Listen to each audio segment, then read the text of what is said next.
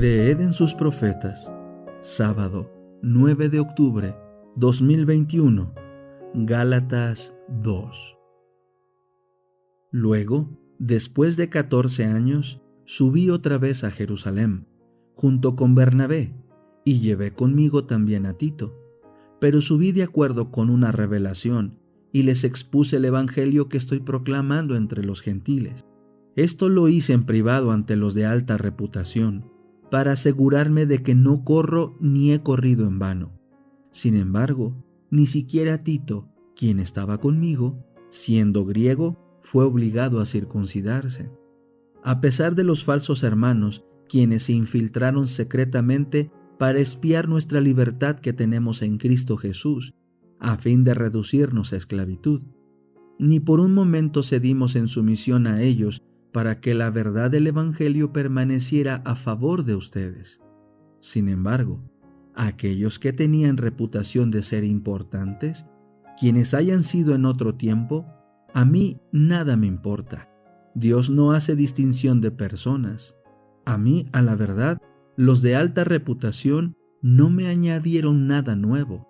Más bien, al contrario, cuando vieron que me había sido confiado el Evangelio para la incircuncisión, igual que a Pedro para la circuncisión, porque el que actuó en Pedro para hacerlo apóstol de la circuncisión, actuó también en mí, para hacerme apóstol a favor de los gentiles.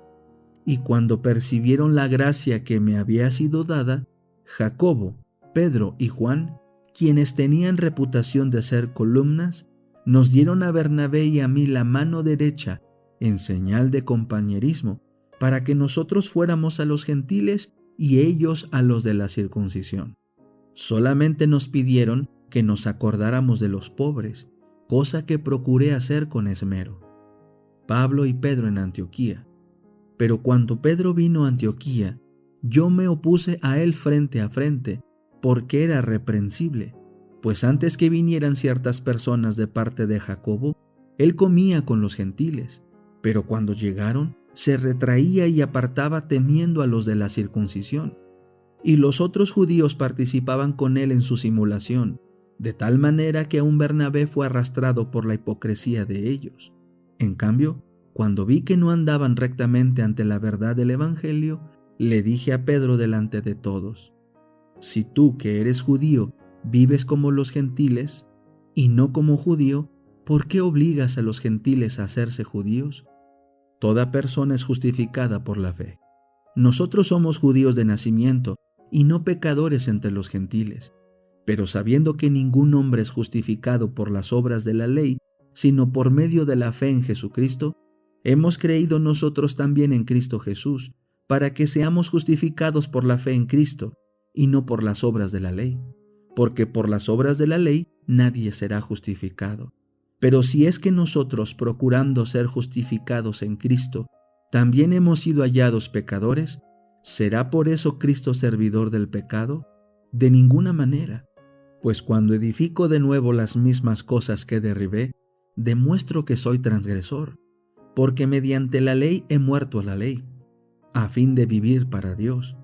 Con Cristo he sido juntamente crucificado, y ya no vivo yo, sino que Cristo vive en mí. Lo que ahora vivo en la carne, lo vivo por la fe en el Hijo de Dios, quien me amó y se entregó a sí mismo por mí.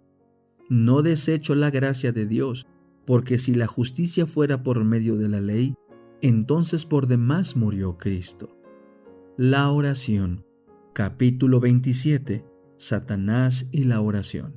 Satanás intenta convencernos de que la oración no es necesaria. La idea de que la oración no es esencial es una de las astucias de las que con mayor éxito se vale Satanás para destruir las almas.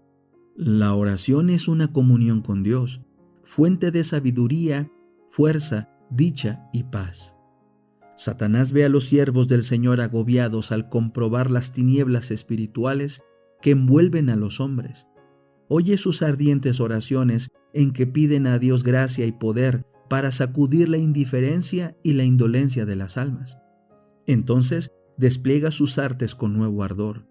Tienta a los hombres para que cedan a la glotonería o a cualquier otra forma de sensualidad, y adormece de tal modo su sensibilidad que dejan de oír precisamente las cosas que más necesitan saber. Bien sabe Satanás que todos aquellos a quienes pueda inducir a descuidar la oración y el estudio de las Sagradas Escrituras serán vencidos por sus ataques. De aquí que invente cuanta estratagema le es posible para tener las mentes distraídas. Siempre ha habido una categoría de personas que profesan santidad y que, en lugar de procurar crecer en el conocimiento de la verdad, hacen consistir su religión en buscar alguna falta en el carácter de aquellos con quienes no están de acuerdo, o algún error en su credo. Son los mejores agentes de Satanás. Los acusadores de los hermanos no son pocos. Siempre son diligentes cuando Dios está obrando y cuando sus hijos le rinden verdadero homenaje. Son ellos los que dan falsa interpretación a las palabras y acciones de los que aman la verdad y la obedecen. Hacen pasar a los más serios, celosos y desinteresados siervos de Cristo por engañados o engañadores. Su obra consiste en desnaturalizar los móviles de toda acción buena y noble, en hacer circular insinuaciones malévolas y despertar sospechas en las mentes poco experimentadas. Harán cuanto sea imaginable porque aparezca lo que es puro y recto como corrupto y de mala fe.